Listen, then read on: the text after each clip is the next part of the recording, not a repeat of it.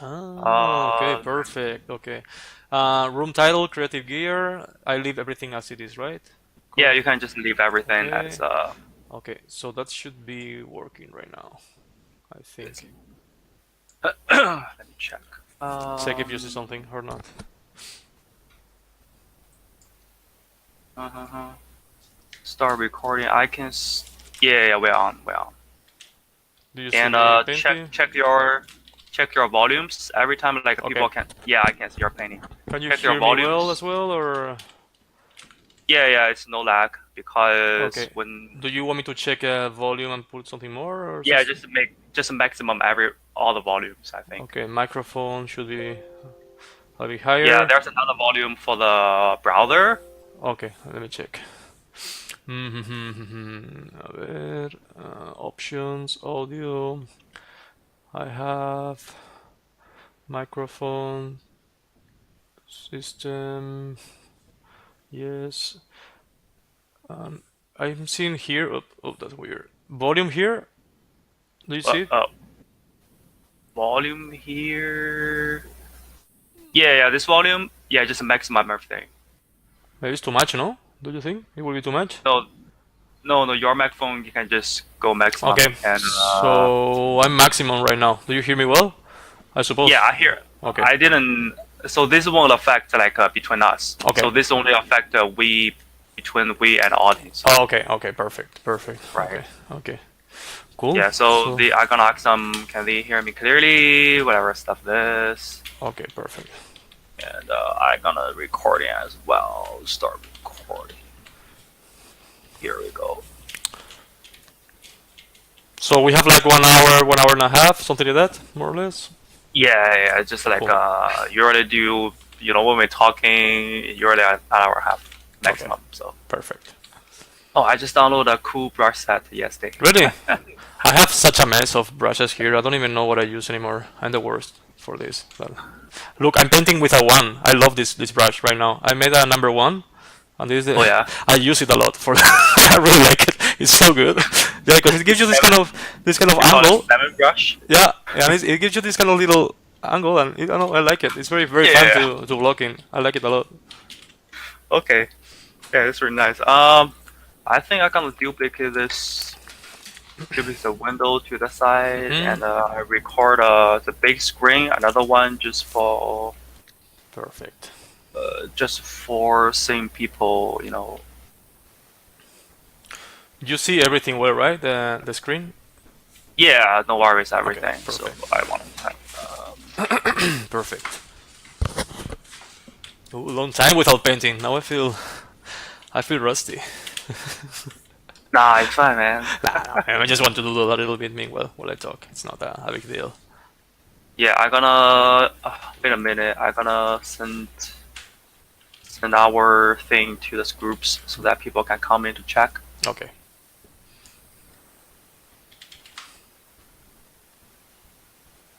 Ah,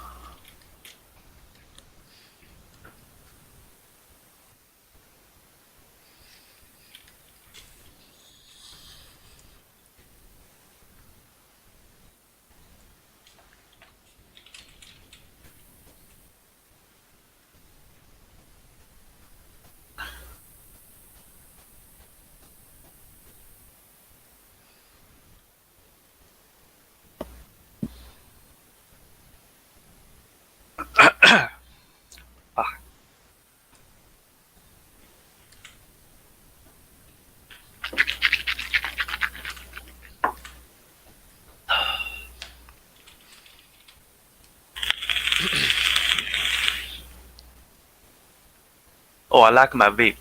You know, What? I almost quit smoking right now. So Really? yeah, Oh I'm making man, you my have own to. vape, Please do and it. oh, fuck, it's awesome. Yeah, yeah, it feels good. I mean, it takes time, but once you do it, it's the best decision ever. Yeah, yeah, yeah. I did already 7 years. No, yeah, 7 years without smoking. So that's a Oh lot. wait, Spanish smoking kind of water smoke. No, no, just like a normal. I was smoking Marlboro. I was smoking American cigarettes. Okay. The normal one.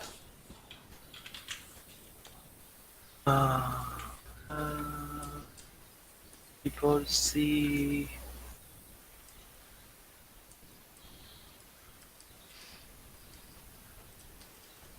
Okay.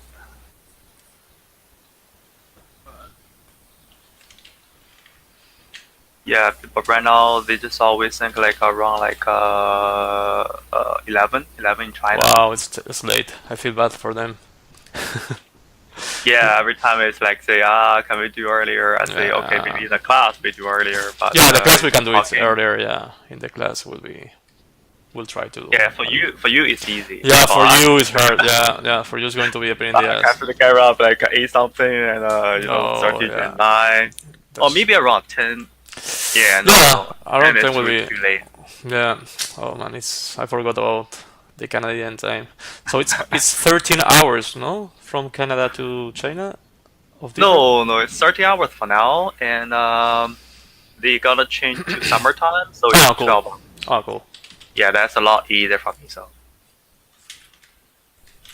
you know what, Rui, he feels like so good, like teaching in the morning because you know what, he came to work around 7 something. Yeah. Yeah. Like 8 something. I leave at 4. What the fuck? I was like, are you crazy? So he was streaming from. Yeah, of course. Now I feel like I recognize that ceiling. So it was from work.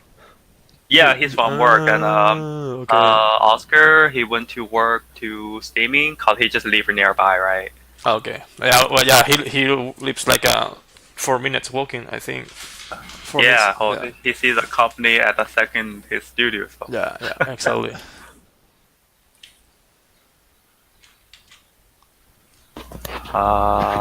What?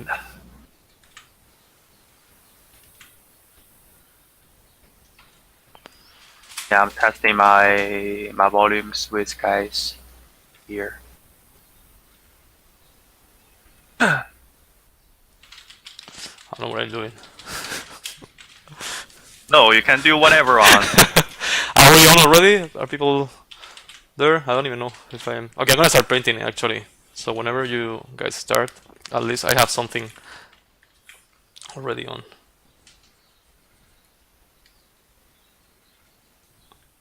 Okay.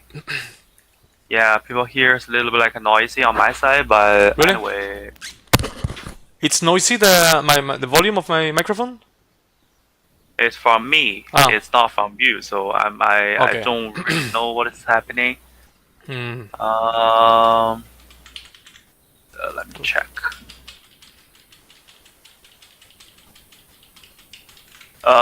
Maybe you turn The volume, right? turn my microphone volumes a little bit. Yeah, No. I think it was very loud. Try now. Do you hear better? No? Yeah, if you hear like normally, so they Yeah. should hear it normally. I can hear you well. Anyway, when you start the streaming, ask to people, and if they don't hear it well, Yeah. we can just switch it a little bit. But for now, I suppose that it should be enough. It should So be you okay. hear pretty good, right, Yep. on both sides? Yep. Okay. I hear you very well. Very, very well.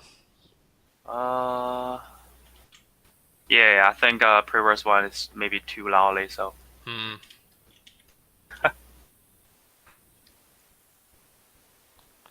Alright, yeah, it's getting better. Cool. Kind of collecting people right now. It's 100 something. Nice. And, Yeah, 129. I see it now. Yeah, cool. Oh, you can see it? Yeah. Audience, Okay. 129 people. Okay. Yeah, last time we did like around 2,000, but on this website Holy it's shit. lots of young guys. Awesome. So they just came here to, wow, we have people talking and Yeah, that's free fine. knowledge. It's fun. Yeah, it's free, so it's fun also like to hear someone talk. Yeah. Is it hard for you to do the translation at the same time? Sometimes if you see some words, it's really hard for me to find the right Chinese word to say. Yeah. But I say the English all the time. Say, for example, like the what I'll say, the established shot, that kind of thing. Yeah. But the Rui, I say, established shot in Chinese. Yeah, it's hard. It Yeah. took me a while to think. So I can feel the reason. I can feel the reason how to explain it, but it's not the word. It's not like a perfect word. Exactly. I have to, say a lot to explain it. It's hard. It's normal. I don't even know what I'm doing, but anyway.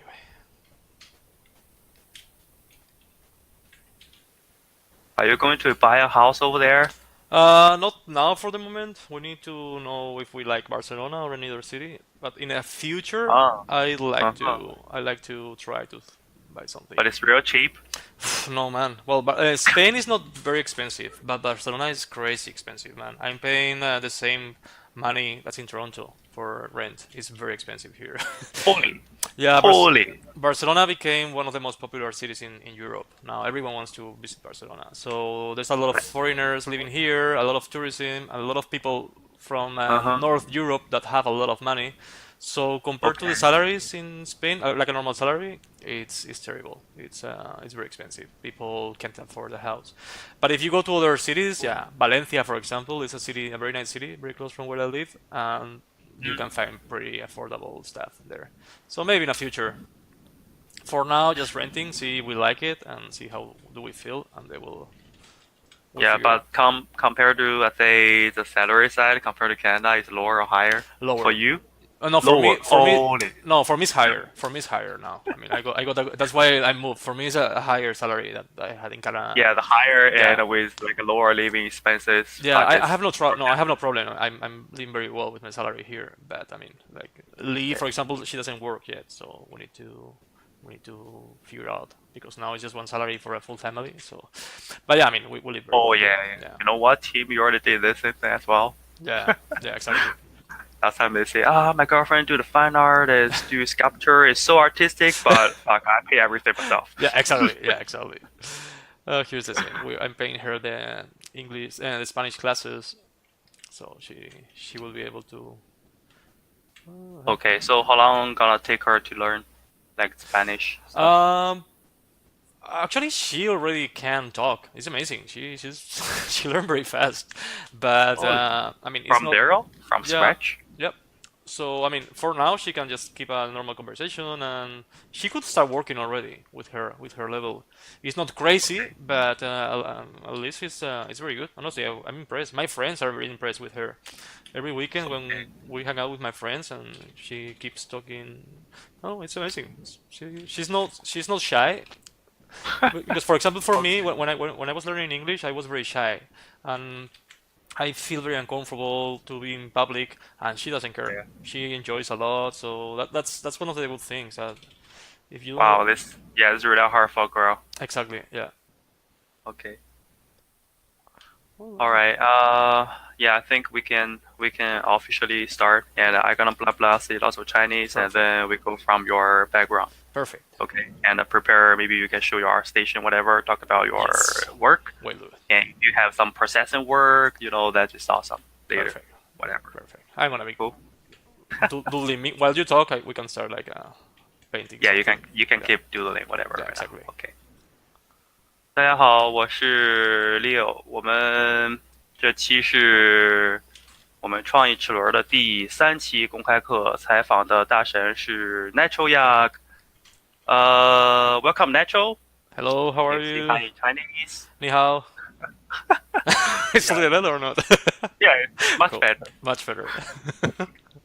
Nacho 之前是我们多伦多育碧的一个很元老级的人物，他现在不在我们公司了，现在去了巴塞罗那的 Gameloft， 他在那边是就是整个工作室的总监，现在他平时约他好忙。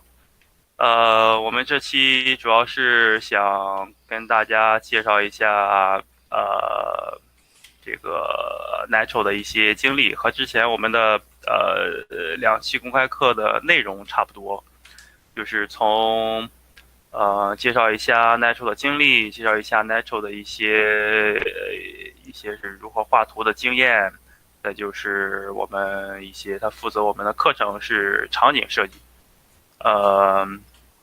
再就是讲一下我们课程里面就是他大概会如何教大家在场景是如何画场景，对大家有没有一些什么心得之类的帮助。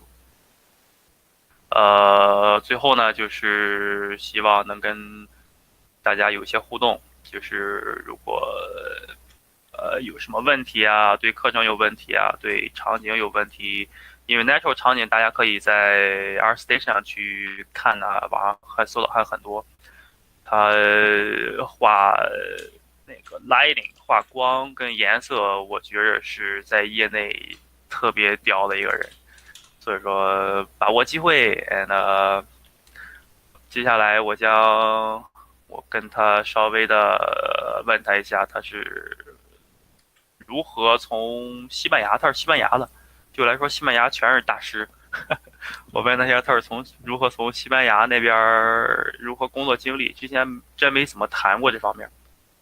但是他据我了解，他在加拿大这边的工作室待了大概5、6年，然后他之前跟我说他工作了10多年，我估计在西班牙还有其他地方大概有那个几年的工作经历吧。而且他之前好像不是 concept artist，之前是做什么的？我们也可以通过这次公开课了解一下。有 Sun Nacho。 Hello. Yeah. Okay.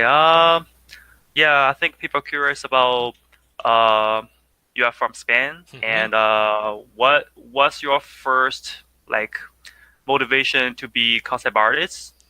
Well, this is a very long question Yeah, because you can simplify it. You don't have to, no, start it yes, from much. it's very interesting because right now people know a lot about concept art. Concept art is like it's like a trendy thing. Everyone loves to be a concept artist. Everyone is following their concept artists. But I started 15 years ago, so there was nothing. 15 years ago. 15 years Okay. ago. I'm very old. So there was nothing there. I didn't even know that I wanted to be a concept artist because it was something that it didn't exist. The only thing that I knew was like maybe some Star Wars. That's all. Oh, okay. You also start from Star Wars. Okay. Yeah.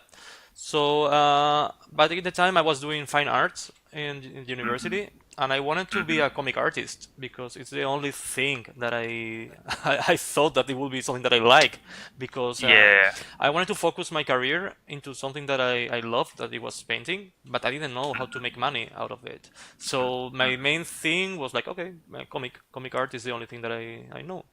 So then I started working while I was studying, I started working in a website design company, something like that. I was Okay. doing some logos, some website design, all that Like stuff. back in 50 years ago. Yeah, exactly.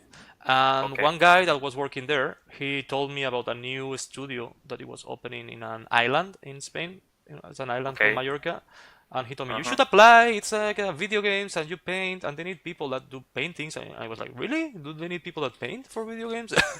So I just applied there and I started working my first video game company that I had no idea about what it was, basically. So what's that game? It's mobile games or No, console? it was like a console game called Scorch. I'm gonna look for it. Scorch. Yeah, Yeah. Okay.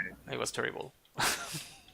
Nacho 之前是他工作了15年，我靠，工作15年，那就是在多伦多这边、加拿大这边待了5年，之前有10年工作经历。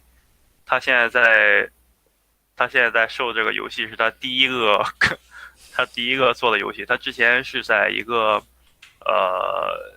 就是大学里边学 fine art， 学那个 traditional painting， 然后他觉得就画 comic book， 当时他还不知道可以去做游戏去画画，他就画那个梦想是当一个就是漫画家，然后他在一个网络公司做 graphic design， 后来他听朋友介绍，他那边西班牙那边刚开了个游戏公司，他就头一次听说这个事儿，然后就去做了这第一个游戏。So what it's showing is your first game? Yes, well, actually, we worked for it. When I left the company, I worked there for 3 years, and they never finished the game. So they finished that game once I was already working 6 years later when I was working in Europe. Holy. So yeah, so for what I did to what it became, it changed so much that it doesn't even look like what we were doing before. So yeah, it wasn't a very good Okay. game. It was it was a very small company, so they wanted to do something too big for what they were. I think they were Yeah. too ambitious. They had too many ambitions. But well, that was the Okay. first company. But I see it turns not really bad. No, Right? It's something like a AAA games, but no, but the good thing is that this company had a lot of money actually, but because they were new, they okay. didn't know how to work in games. I mean, working in a game, as you know, is very complex. There's a lot of people, and it's not like easy. And this Yeah. guy was a guy with a lot of money, but with a lot of ambition, but he didn't know exactly how to work in a game. So But it's uh, a Spanish company. yeah, yeah. Well, it was a Swedish company from Sweden. Sweden. Oh, Yeah, okay. Yeah, I yeah, heard of like lots of Swedish companies yeah. over There are there. a lot. So the good thing is that they brought a lot of people from Spain, a lot of professionals Hmm. that they were working in London or in United Kingdom, because in Spain we didn't Hmm. have anything back at the time. So they Hmm. brought a lot of people from overseas, from Europe, and even from America. So I had the possibility to work with people that knew very well how to make video games. So So that from that point, you expand your Spanish, my like connection stuff. exactly. Totally was one of the things is as you say is connections. I didn't know any. I'm Yeah. from a very small town. I didn't know that much about video games, so Hmm. I learned a lot, of course, to make how to Hmm. make video games. But I also got very good connections there. So mostly all Nice. my friends and coworkers that I work in the future, I met them Nice. in that company. Nacho 说他在那个公司里边儿就是主要就是一个学习的一个阶段，然后是认识人脉的一个阶段。他那个公司说很有钱，但是因为西班牙不是一个特别就是像美国呀，像 UK 那边儿就是特别就是很有做游戏的一些文化吧，所以说他们就是对这方面文化可能有点欠缺，然后他们就在招了很多海外的人，就是这个公司好像是瑞士的公司，好像在西班牙有分公司之类的，然后他找了很多就是国外的人，对他们来说国外的人就是美国人、英国人。然后来到这公司一块儿做游戏，然后 Nacho 在那个时候就认识了很多的那个就 connection，认识很多人脉。然后他当时他的老家在老家在西班牙一个就是也不大的一个城市，所以说他对这方面文化也挺欠缺，知识方面对做游戏也不太懂。所以说，通过这次第一次机会，也不是说工作经验让他丰富了多少知识，可能就是认识了很多人，然后逐渐就走上了做游戏这个道路。So after then, you graphic design first, and then did your first game. Yeah, well, I was there for 3 years, as I said you, and things weren't going as well as I thought because I wasn't. I felt very stuck there. I couldn't learn too much, and people were leaving. The good people were staying to leave because they saw that the game wasn't being done, and Okay, well, so there was a new company, another Swedish company, opening in Barcelona called Green that also shut down. okay, But they were working on a video game called Wanted. one tip. Yeah, it was from a movie uh, from Morgan Freeman and Angelina Jolie. Let's see.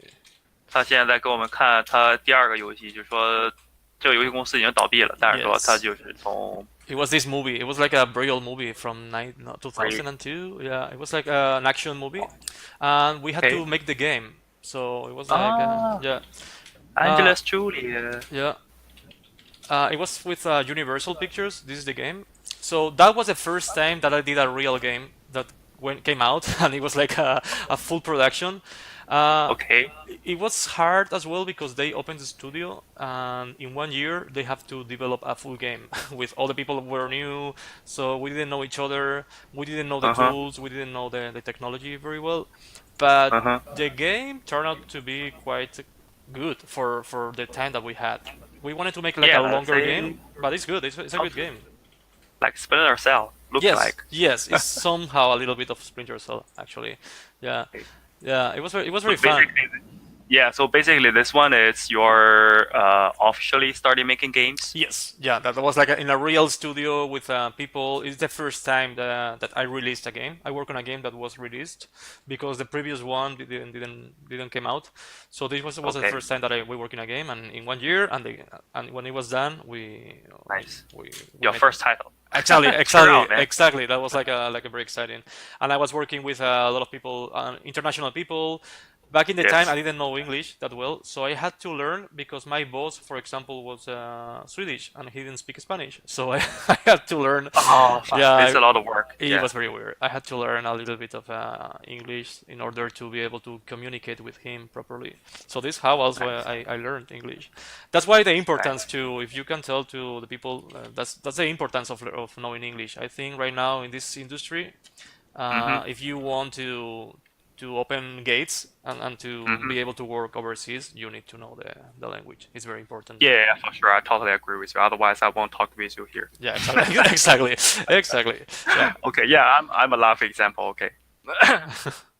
OK，so Nacho 他做的第一个游戏不是特别成功，因为当时那个工作室不是特别专业工作室。之后他在巴塞罗那就开了这个第二个游戏公司，是一个当地的。然后他在这个游戏公司里面算是，叫什么很专业的一个工作流程去做一个游戏，因为之前都是像15年前就是很尝试性的去做，就大家都不懂，但是想就是很有野心，想做一个东西出来。然后他现在刚才给大家看的是第二个游戏，是一个基于电影的一个题材的一个游戏。他那个游戏算是就是做成功了，工作了大概1-2年左右好像是。然后他这个游戏就是他可能没有就是从头到尾去做这个游戏，但是对，差不多这个就算他的第一个工作经历吧，第一个 title。然后从那儿开始，他就开始学英文。他刚才也跟我说，就是说，如果你想，就是开眼界呀，然后跟更多的人交流，说英文，跟大家交流是特别特别重要。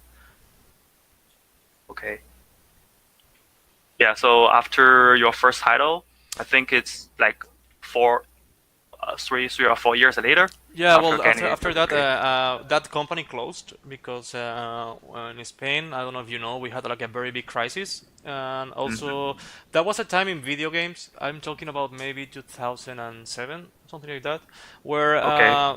the video game industry changed a lot. Before, there were a lot of small companies making games, and all of them could survive. But all of a sudden, games starting to become bigger and more complex, and they required way more people. Like right now, like Yeah. you see now. So all of a sudden, just two of I don't know how to explain. Like there were two kind of companies that could survive. One will be the biggest ones, and the other were the indie, the small studios, indie studios. The middle ones couldn't survive because they were always like having just one game in market, and if that game Okay. wasn't working very well, they will fail. Yeah, I know it's very risky to just like it depends on one game. Ex- After you release it, it's like you just spend all the money on exactly. production. Exactly. So what happened is this: we work in this game, and they were working on another game. It didn't work as well as they expected, so they had to shut down. So that was the moment that I really wanted to travel. I wanted to move abroad. I wanted to discover new places. I wanted to learn English better. So, but I was really afraid because they shut down this company, and I didn't know what to do. So I really thought about Ubisoft because Ubisoft was in Barcelona as well, and I thought that Yeah, I heard about you that. yes, Okay. it would be a good idea to get Ubisoft Barcelona to work there for some years, and then because I know that Ubisoft has studios in other places in the world, so my plan, I had like a long-term plan. It's like, okay, I'm gonna start working in Ubisoft, and then in the future I will be Okay. able to move with them to another country. That was my Yeah. idea.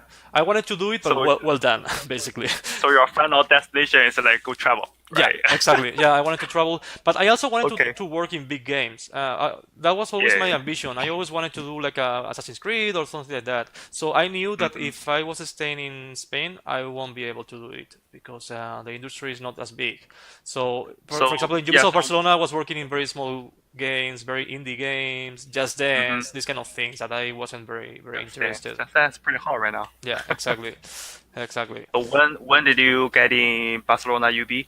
That was in 2008. Once Green closed, they had to shut down. Ubisoft Barcelona was looking for a lot of people, and they were looking for Okay. an art director. So I went to work as an art director in Ubisoft Barcelona, and Holy.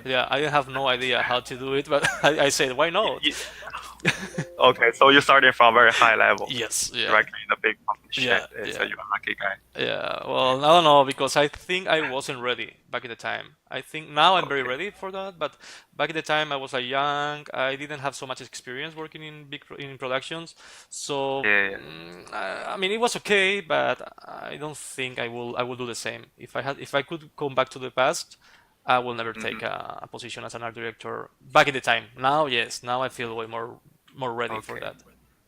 然后 Nacho 在那个07年的时候，他做的那个第二个游戏公司倒闭了。他说那个时候在西班牙有很多的有一场经济危机之类，导致一些大公司可以生存，和一些小公司叫 indie game，就是自己自主做游戏开发那种，那些是可以生存的，因为它的成本大公司就很多嘛，资金很充裕。小公司的话就是也比较容易生存，因为它没有太大的开支。他做的那个公司是属于一个中型公司，中型公司基本就是有点野心，然后把所有家当都用在了一个游戏上。如果这游戏火了，这公司就能生存。他做那个游戏当时没有就达到公司的一个预期目标，所以说就公司就倒闭了。然后当时他在想，当然他也学英语，他觉得就是待在西班牙不是一个很好的选择，对长远的发展，他当时考虑很多，他就觉得当时巴塞罗那有育碧，然后他说，就尝试了一下申请那儿，然后因为像一个游戏公司倒了以后，另一个公司就会，产生那种抢人的状况，就是有很多人都就是有机会工作了，然后老多公司就开始拼命招人，然后他在那个机会就是当了那个巴塞罗那育碧的一个艺术总监，当时也挺幸运的，我感觉就是然后但是他说那个时候他到那个职位是还没有做好很一切的准备，所以说，但他现在是挺就是经验挺丰富，可以完全胜任那个职位。但在当时的话，他说确实感觉有点慌的感觉。Okay, so 2018, 2008.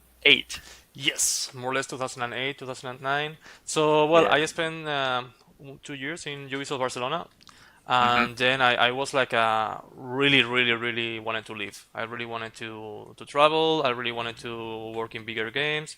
So I Yes. talked to my boss there in Barcelona, and I told them my intentions that I wanted to travel, and they were like, Okay. "Yeah, we don't want you to leave, but well, if you want." I mean, they were always trying to keep me there. I understand, of course, but Sure. I made my mind. I really wanted to. I mean, my brain was in other place. I had other ambitions, and I knew that in Barcelona back in the time Yeah. I couldn't make it. So at the end, they told me, well, I wanted to go to Canada. Well, I had two options. I wanted to go or Singapore because I always liked Asia and I wanted to travel to Ah. Asia, but I Okay. knew that professionally Singapore won't be that good. Or Yeah, convert to Canada. exactly, Okay. or going to Canada because I knew that in Canada there were a lot of professionals, and I wanted to meet very good concept artists. And because in Barcelona I was alone, I had another friend there, but I didn't know any other concept artists that they were very good. So I said, okay, I want to go to Canada, so I will meet very professionals. So I told that to my boss. She told me that they didn't have any positions there because at the Mhm. end, even if it's Ubisoft, you need to do like tests, you need to do interviews. Yeah, like a different studio transfer. Yeah, exactly. So it was more or Okay. less like the same as looking for a new job, but Mhm. they couldn't find anything like for me back in the time. So they told me there's a studio in Bulgaria, in Sofia, in Bulgaria. I was like, Bulgaria? I didn't even know. I knew that it was in Europe, but I didn't even know where. I was like, holy shit, I don't even know where. Bulgaria. Okay. Yeah. So like, Oh, shit. what I can tell you is like they are working in a title for PlayStation Vita. That's like a handheld. It's not like a full console, but they are working on Assassin's Creed for that. And I was like, okay, I want to go there. I didn't care. I didn't know anything about the city, about the country, or even the Okay. language. But I said, no, I really want to work in a game like that. Even if it was like for Okay. PlayStation Vita, I thought that I could, at least for the concept art side, would be very interesting. So So I then you said, moved to Bulgaria yeah, for that. Bulgaria, Okay. and to work as a concept artist again. I didn't want to be an art director anymore. So it's like I want to paint, Okay. I want to do concept art. So I moved to Bulgaria Okay. for it was like a short mission that they say. It was just for Okay. 9 months. So yeah, Hmm. I ended working there. So what's the first assassin you worked on It in was called, Bulgaria? I'm gonna show it to you. Yeah, it was called Assassin's Creed Liberation. Believe. Yeah, it was with a woman, a black woman. Yeah, we'll see it. It was very 然后 interesting. Nacho 在那个公司在巴塞罗那的育碧公司工作了一段时间以后，他觉得他特别想做一些很大的那个游戏。他现在大家看这个就是他在另一个工作室做的第一个刺客Liberation。OK Liberation. Yeah, yeah, exactly. I'm gonna show you some. OK，他当时说跟他头就是协商说，我能不能去其他的工作室去做一些很大的 title 的一些游戏。他当时想的就是加拿大或者是新加坡。他特别喜欢去那个叫什么那个就是亚洲的一些国家。当然他考虑新加坡，然后但是考虑新加坡可能比加拿大、北美这边可能稍微弱一点在游戏开发上。然后他说啊，新加坡那边、加拿大那边也很难去，也不是说同一公司你就可以随便跳，要做很多 test 就很难。然后他说，要不你尝试一下保加利亚那边，然后说那边再做一个育碧，然后不是，sorry，再做一个刺客，再做一个刺客。然后他觉得、OK，他当时看到一个很大的一个 title 游戏的时候 OK 没问题，然后他就去了保加利亚做的是第一个刺客信条。现在大家看的这些就是他最早的第一个，但是他去的那个公司他就没有当那个总监，他说他想画画，然后他就当了那个 concept artist。OK， So so here it's your I'm first showing, test. yeah, I'm showing some of the paintings that I did back in the time Average. for this game. Okay. So it was the first time that okay, it wasn't a game for big consoles, but at least it was for PlayStation Vita. It was from Assassin's Creed that I loved. I've been always been a very fan Yeah, from the saga. So I really like it. yeah, I thought, well, at least I mean for the concept art side, it doesn't matter if you're working for a very big game or for a handheld game. So I wanted to improve my technique and my style match very well with this kind of art. So it's like, okay, I'm gonna give. I mean, I was Yeah. I had so much fun in this project because I was very young, but I mean, now I see this paintings and are very old and very not very good. But well, back in the No, time, no, it's still like awesome looking to me. well, it Yeah, made it especially made this one. me I it like made me this one. improve a lot because that was the first time that I moved to another country that didn't speak Spanish. And they speak Bulgarian and they don't even speak English. But well, they speak English very well. Yeah. But well, in Okay. the studio they were speaking English, so it was good. But it was like for me new, like a new country, a new studio, a very different way of working in a game that it was very important for me. So I had a lot of pressure, but also that pressure is what made me improve. And it always happens. I think I always try to take some challenges in my life, so that way they make me improve in my way of painting or in my way of Yeah, living, yeah. whatever. So yeah, I think my art gave a big boost. I don't know if you know the word boost. It improved a lot because before Yeah. I didn't have the chance to work in games that I was very interested. So for the first time, I was so into this that I enjoyed a lot. I mean, Yeah, I feel like the same feeling as you. Cause when it's the reason I was got hired from Toronto. yes, It's like I met Danny, yes, and Danny saw my art. It's like, oh, okay, you do lots of graphic art and like a graphic novel. They say, oh, it's like it's the same as Far Cry Primal. So exactly, yeah, exactly. It's probably like a similar kind of painting style. So exactly. I can understand that kind of feeling. Exactly, it's the same. I don't know. I feel like you need that. Sometimes people feel like very scared to jump or to get higher. I know a lot of people that I don't know if I'm good enough to work in. I don't think no one feels good enough to work in a big studio. I think you need to try and try yourself to Wow. Yeah. because I don't know.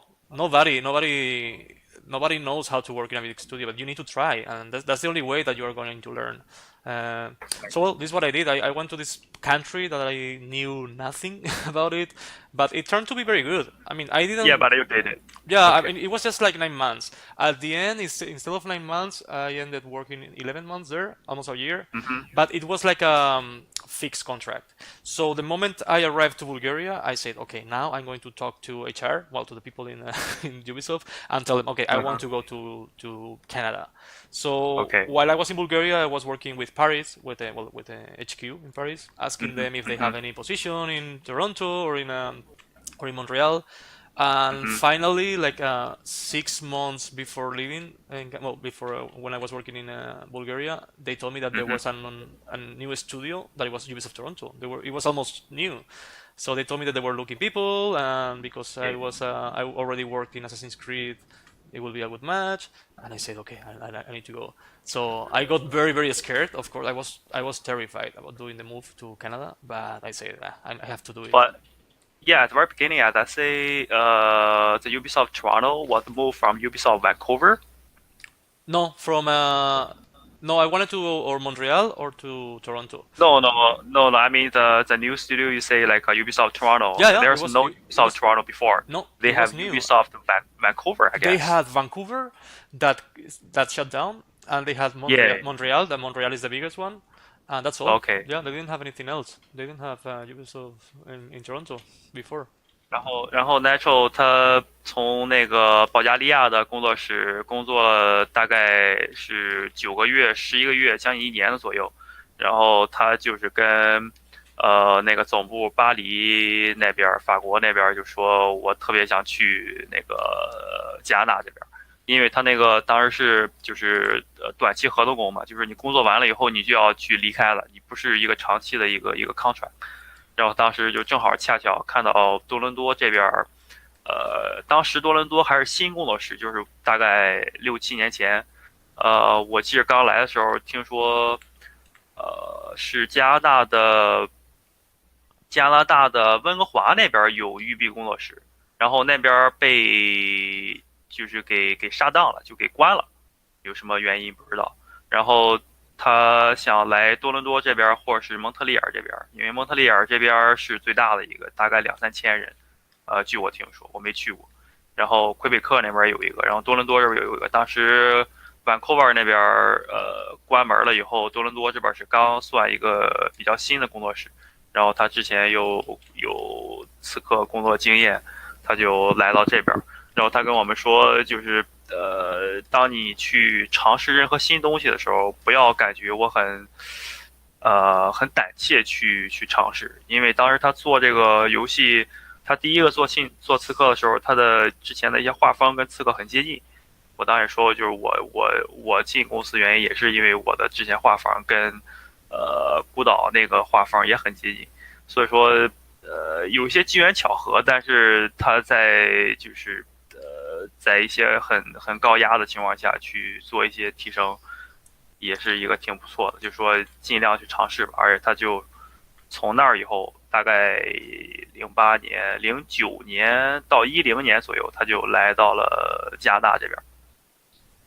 So I think it's about like 2009 and 2010.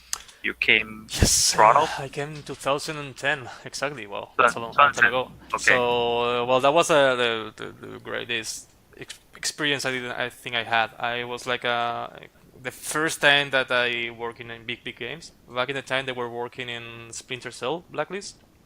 That Yes. is this one. Splinter Cell. Oh, okay. But they didn't make it really well, right? Well, actually, the game did very well. The press love it. It's one of the games that people love from Splinter Cell. But they have a problem. I don't know if you know the story. I don't Sam know. Fisher, this character, it's always been dubbed. The guy that puts the voice. It's an actor called Michael Ironside. So this Like man, Ironside? yeah, Okay. this man is the guy that puts the voice to all the Splinter Cell game. But in this game, because now it was the first time that we were doing like a real motion capture, getting the movements Mm-hmm. like what we have in Ubisoft Toronto, we hired Mm-hmm. a younger guy. We hired another guy, and people got Okay. so pissed off that they started saying that they will never buy the game because Michael Ironside wasn't in the game, and that's why, Oh, yeah, now all this hate in the internet, it made the game don't. I mean, the game sold well, but it didn't so sell. what's the guy did? Like the Iron The, Ice Man? this guy was putting the voice. It was like putting the voice to the character. So Okay, in the previous just like games, a okay. but in this game it was a new guy, a younger guy, and people didn't like their voice, and they started like getting crazy because we want back this guy. Well, they're crazy. So the game sold well, but not as well Yeah, as it should sell. I mean, just because I like a voice that's one of the reasons. Yeah, I speaker. think one of the reasons. Yeah, Totally. here's there's some of the stuff that I did for the game. It's very well, as you know, this game is very dark every time. Yeah, So it was I very so fun. like Yeah, it yeah. was always about playing with light and darkness. So for me, it was very interesting as well because every game that I've been playing, I had like a challenge, and this time for me was like to make a lot of different environments, very dark, without looking the Yeah. same. And because you know what happens when you're painting something dark, it always tends to look the same, like the same Yeah, color. sure. So it was very hard. So I was trying to do like different night environments, like for example, if you can see here or here. Well, I don't have so many here actually from Splinter Cell. Yeah, here you can see some. So for example, this night scene is very different to this one. This one was like a more greener, darker. I was trying to find different moods within the same with the same light. It was kind of challenging for me, but it was very interesting. You know what? The very interesting thing is I saw lots of Spanish old oil artists Yeah, be very like using black. yeah, And exactly. Yeah. their painting is like a very artistic. They can control the black, You can say and here, I'm not using black as well in the painting that I'm doing right now. I try to avoid black because even this one that is the darkest one, if you see, hmm it's not even pure black. It's something here. Pure black will be like let me check. This is the pure black. See, I try to avoid, and this is something that a lot of people usually when you're starting and you're hmm starting painting in black and white, try to avoid pure blacks and pure whites. I think it yeah, will for make sure. It's yes. cause really hard to overlay any colors Exactly. on top. Then it's terrible. That is so hard to overlay, and doesn't work very well. Because real life is like that. If you check in real life, it's very very rare to find a pure black or pure white in your life. Yeah, Yeah, totally. yeah, Nacho 在多伦多这边，他做的第一个游戏就是那个细胞分裂。他说那个游戏做的其实是很成功的，但是当时他就给我看了一个人，那个人我不太清楚，好像挺出名的，就是好多Splinter Cell 的 fan，就是他的粉丝就说就好像就指着这个人去买游戏还是怎么地，或者特别喜欢这个人，他是一个配音演员。然后后来这个工作室可能就不知道什么原因就没找这个人去配音，找了一个年轻人去配音，然后导致这个游戏就是没有大卖吧，有很多就是粉丝就失望了。我觉得也挺奇怪的，就是因为一个配音演员能把一个游戏给搞黄了，也挺有意思。然后他就在这个游戏上，就是他尝试了很多就是比较黑暗的风格，因为他也是欧洲那边来，那边也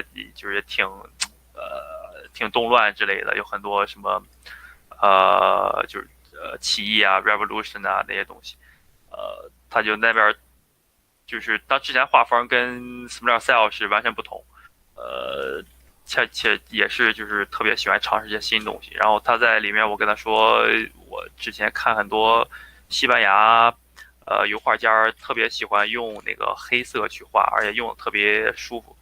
他也在跟我们说，就说他很少用一些纯黑的颜色去画东西。一个是黑的嘛，如果你上色的话，就是很难，就是没法叠加颜色在上面，就是很少那个颜色型。然后他说，如果在你现实中，你其实也很少见到纯黑的一些颜色，所以说他感觉还是挺现实的一个艺术家，就是现实中你看到什么样，他就不会太就是个性化的去扭曲一些现实吧。All right. All right. Yeah, I see lots of work. This is why I love your work so much. It's about the color and lighting. Thank you. I love your works as well. Okay, thanks, man. It's mutual admiration. Well, I always tried a lot. I come from fine arts, and I come from Europe. And in Europe we have like a long, like a history about Yeah, I know. painters, and it's something that we kind of drink. For example, in Japan, they grow up with comic, with manga, and all that stuff. For Mhm. us, it's different. We study a lot of art history. We have a lot of museums. You go to the streets if you walk around in Spain. You're like Oh shit, every I'm day jealous. seeing beautiful things of art. So you always get inspired by painters.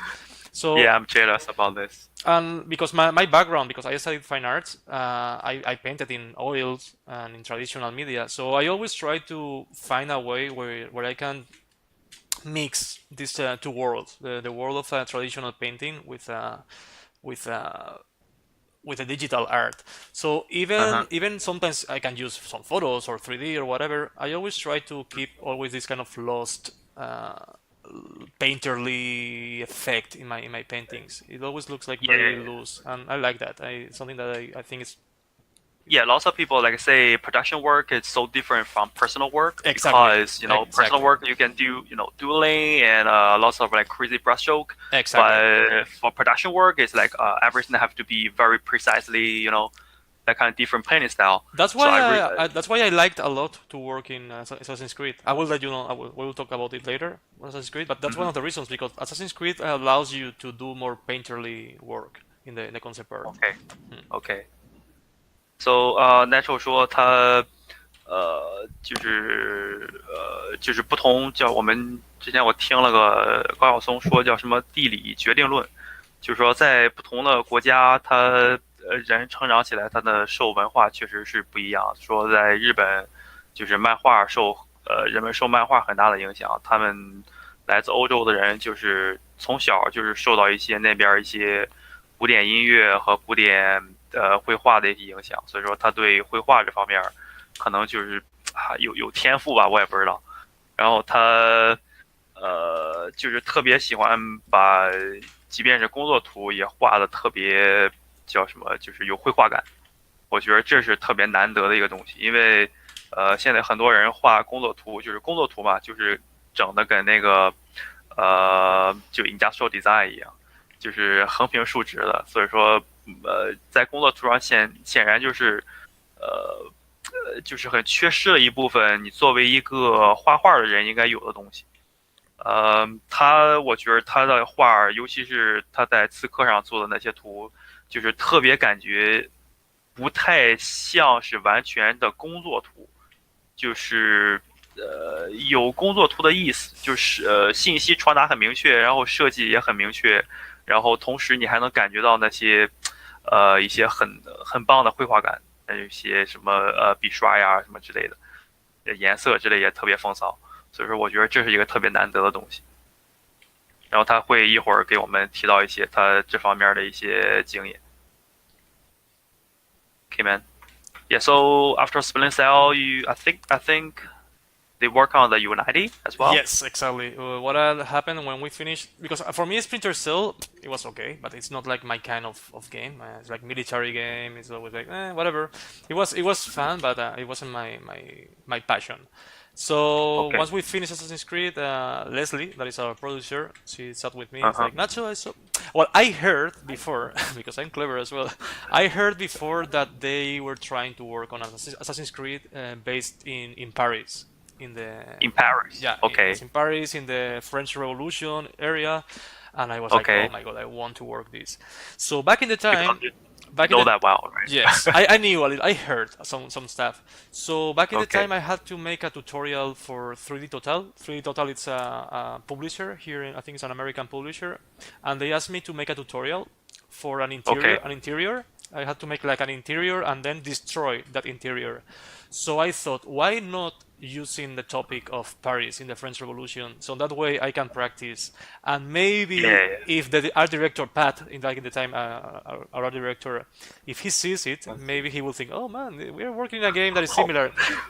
Oh shit, man! You are so smart. Yeah, so I made this painting that you're seeing right now. This is not for Assassin's Creed. This was for a personal for this book that is here. It was for this Okay. book. Well, one of these books that's out here. So I did this one, and then I had to do the version that the broken or the Uh-huh. kind of more Uh-huh. like apocalyptic version. So I try to get the chance of working there, so it's like, okay, I'm gonna do this tutorial and see if someone sees it.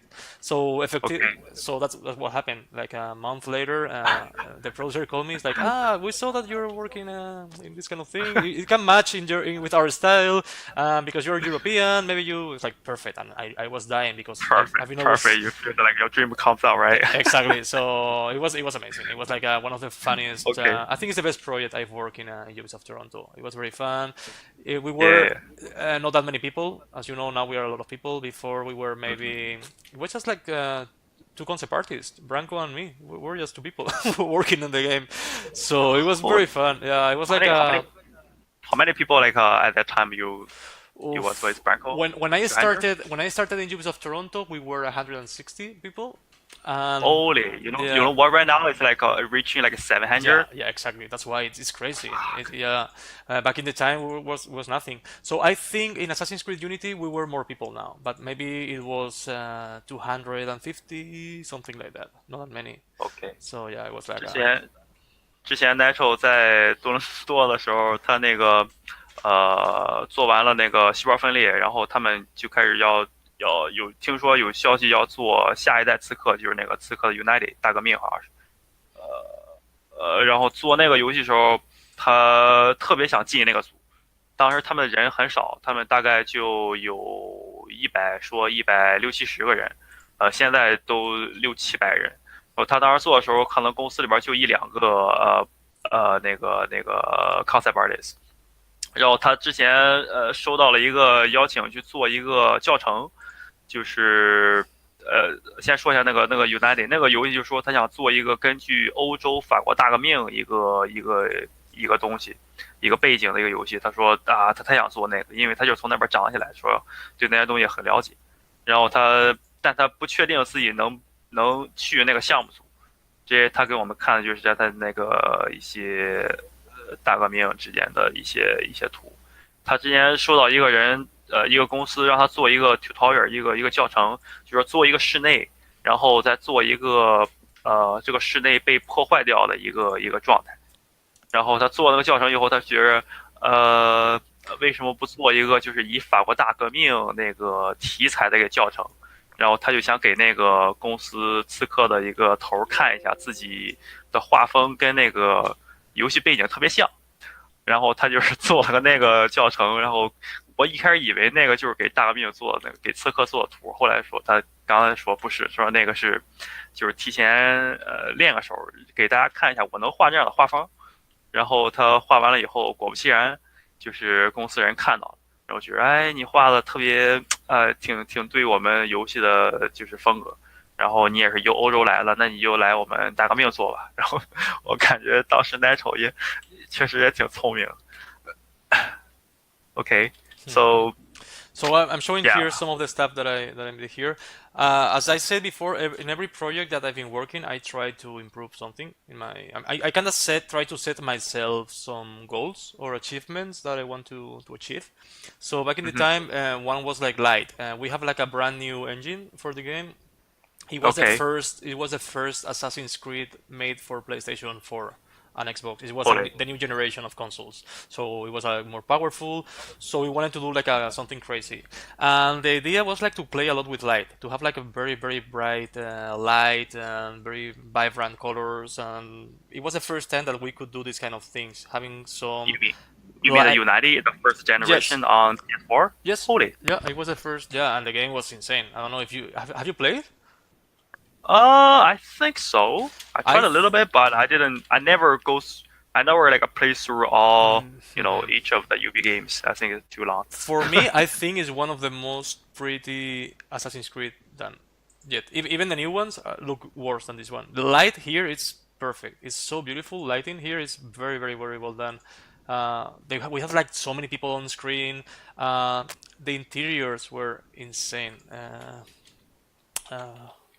他看这个游戏是 Unity 说，当然这个游戏是第一代，育碧为这个游戏开发了一个新的引擎，然后第一代游戏在那个 PS4 和 Xbox 上。Yeah, this is one of the screenshots. I mean, they were insane. I mean, what is Holy. it? Let's see it now. I mean, they were beautiful.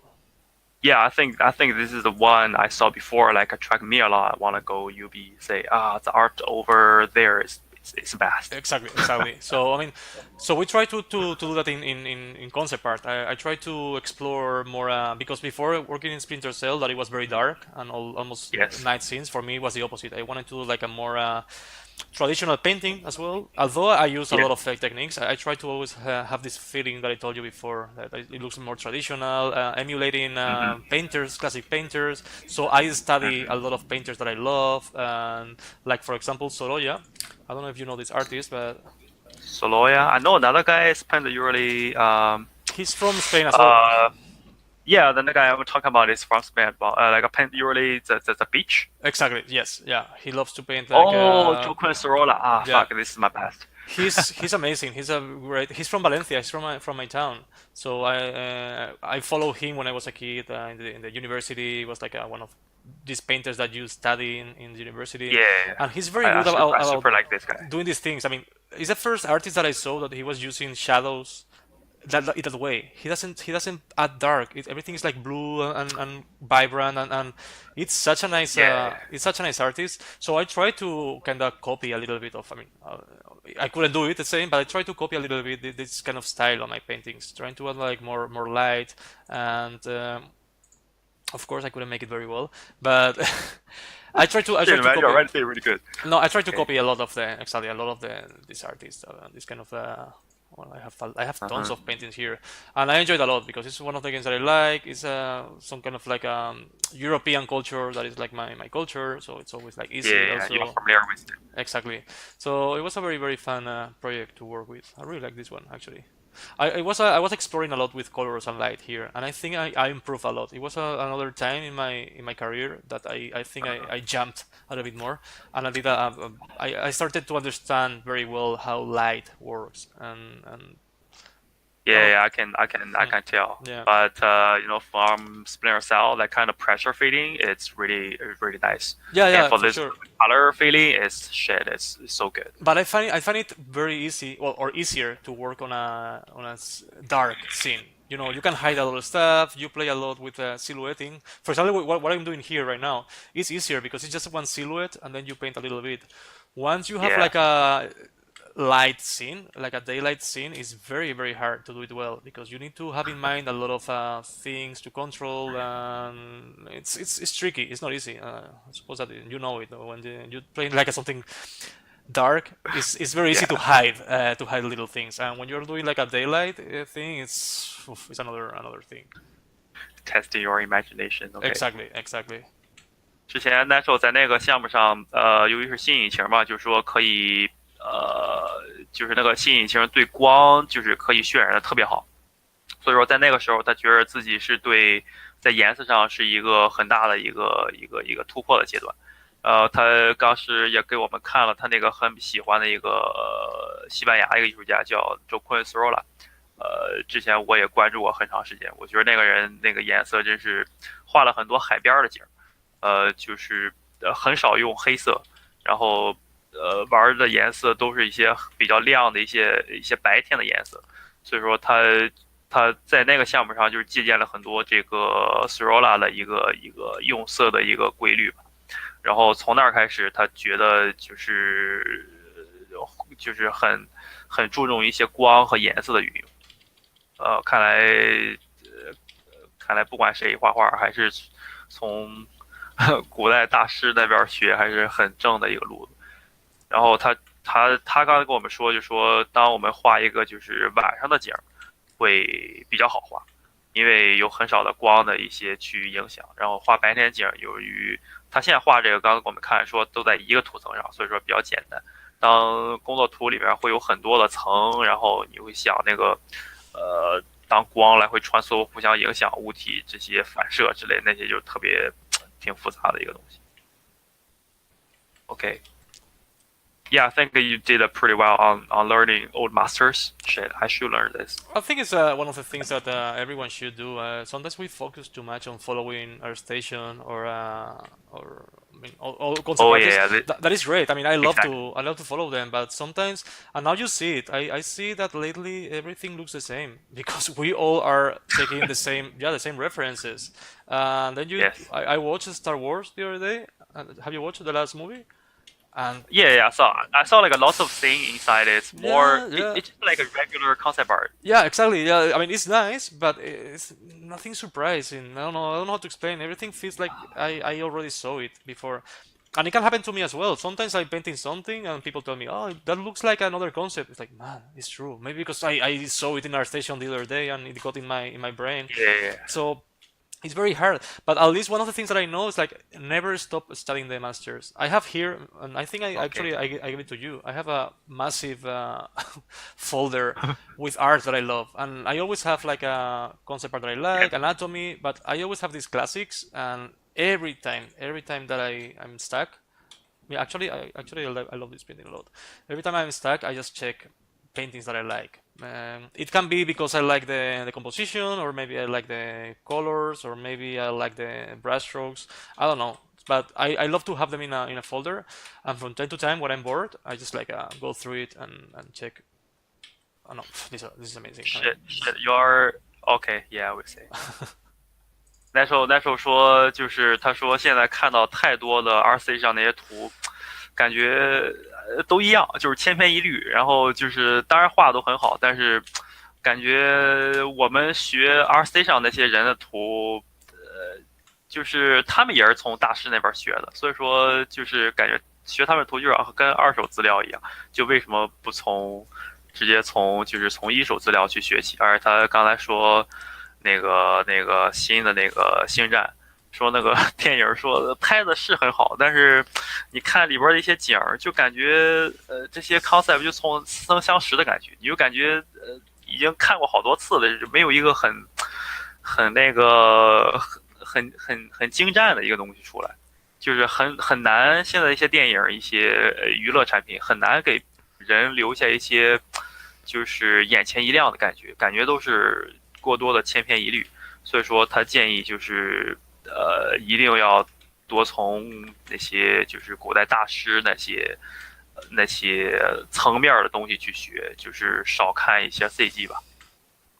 it happens also with Chinese concept art. I follow a lot of Chinese concept art, and it happens Oh that yeah, there's a they are style. made. There's like a signature Chinese concept art that I find it fascinating, but I don't know how the hell you guys make it that well.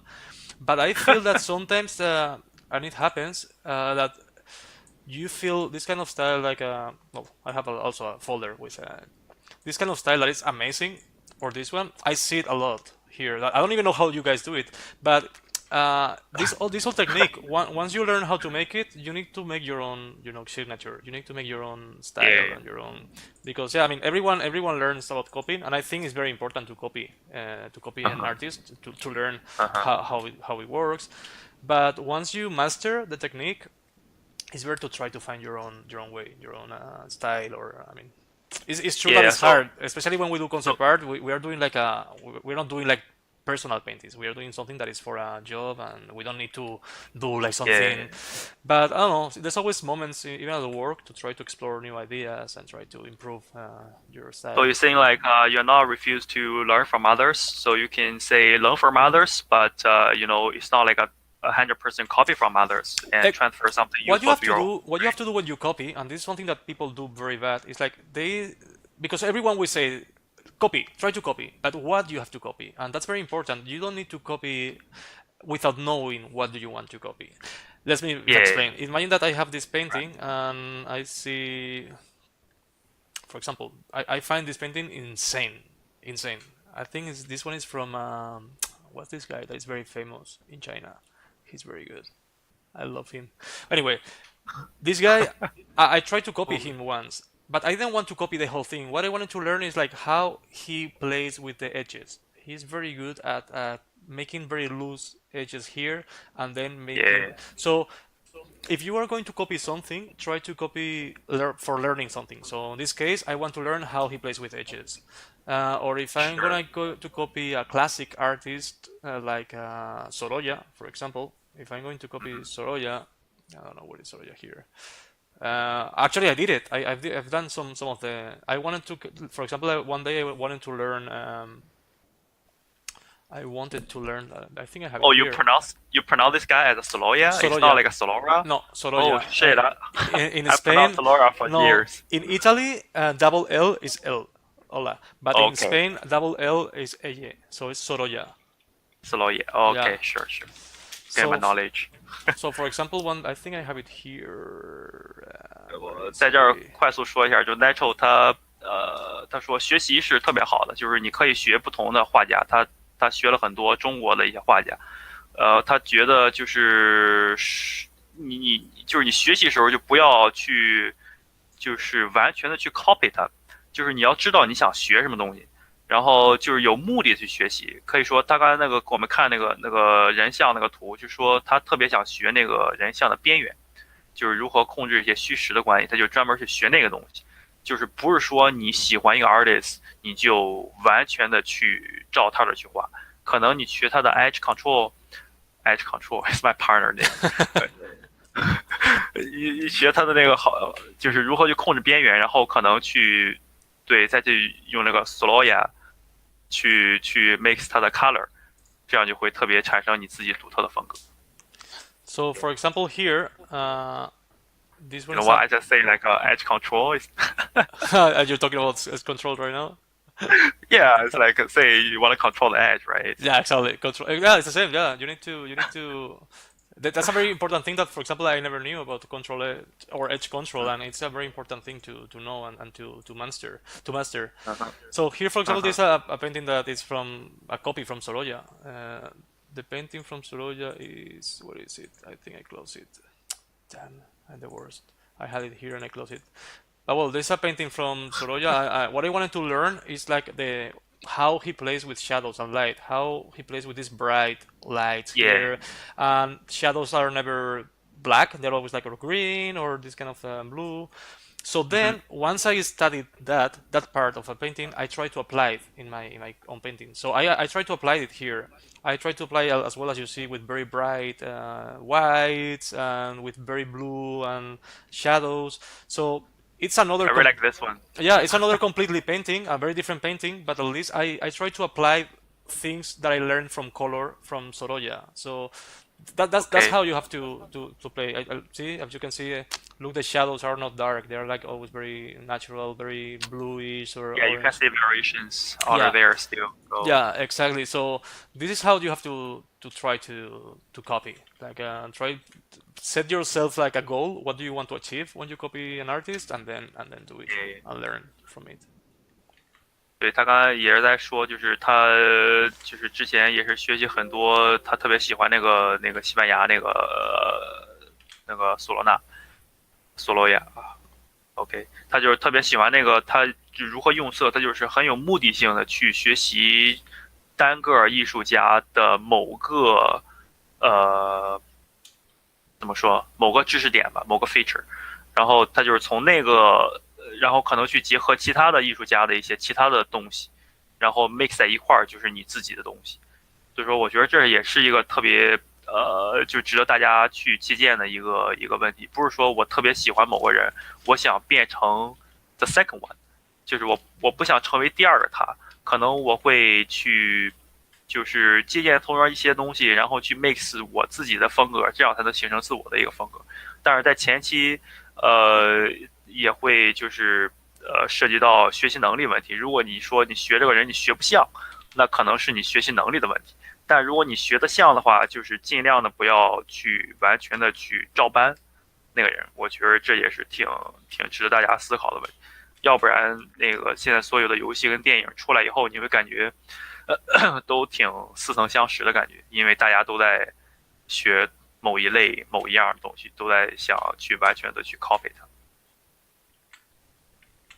Okay, yeah, I'm thinking, so you're gonna focus on our class, like, 接下来我要问他一些关于一些课程方面的问题。In our class, like Yes. you say, you're gonna present as a environment design teacher. Yeah, I will So focus what? mainly in environment. Yeah.